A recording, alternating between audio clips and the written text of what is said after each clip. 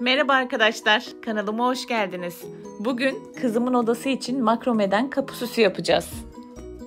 Kullandığım malzemeler 30 santimlik kasnak, isim yapıştırmak için ortadaki kumaş jüt kumaşı olarak geçiyor. Bunları metreyle satıyorlar, satın alabilirsiniz. Arkasına ben plastik bir şey yapıştırdım, daha sert, daha sağlam durması için.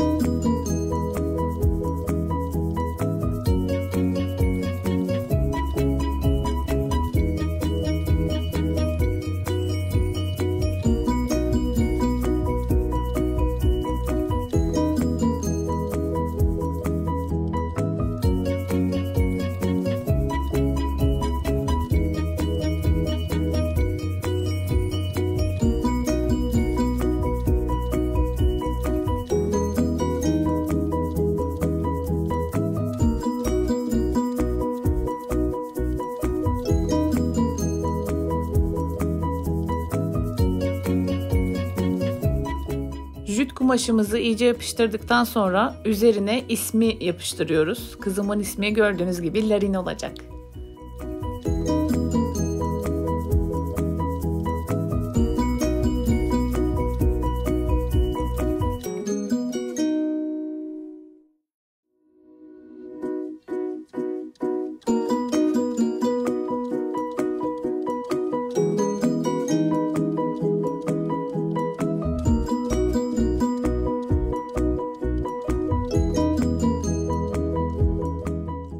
İsmi yapıştırdıktan sonra üzerine ikinci kasnağa geçiriyorum arkadaşlar. Bu aşamada silikonla herhangi bir yapıştırma işlemi yapmıyorum. Çünkü alttan püsküllerini bağlayacağız. Üstten askısı olacak. Tekrar yeni bir yapıştırma işlemine gerek duymuyorum bu yüzden.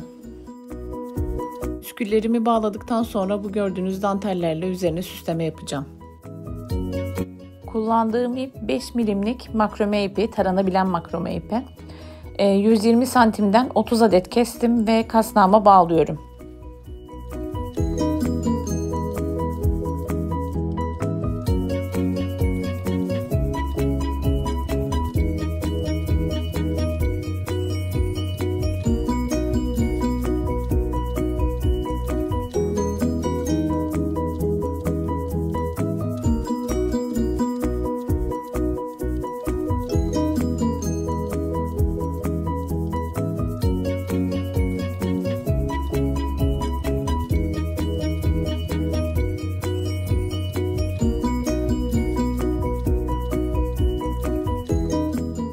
Makrome iplerimi bağlamayı bitirdikten sonra dantellerimi silikon yardımıyla üzerine yapıştırıyorum.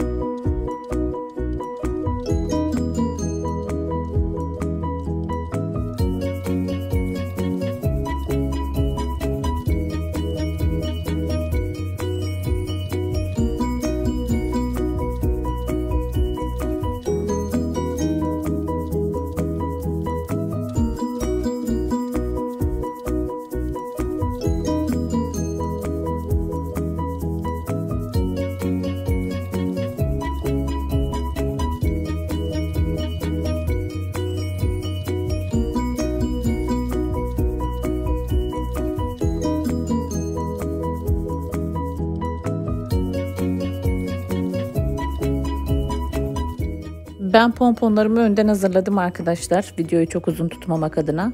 Daha önceki videolarımdan pompon yapımını da izleyebilirsiniz. Görsel olarak hangi ürünü nerede kullanacağımı belirledim arkadaşlar. Bu aşamadan sonra öncelikle çiçeklerimi, ardından yapraklarımı, son olarak da pomponlarımı yapıştıracağım.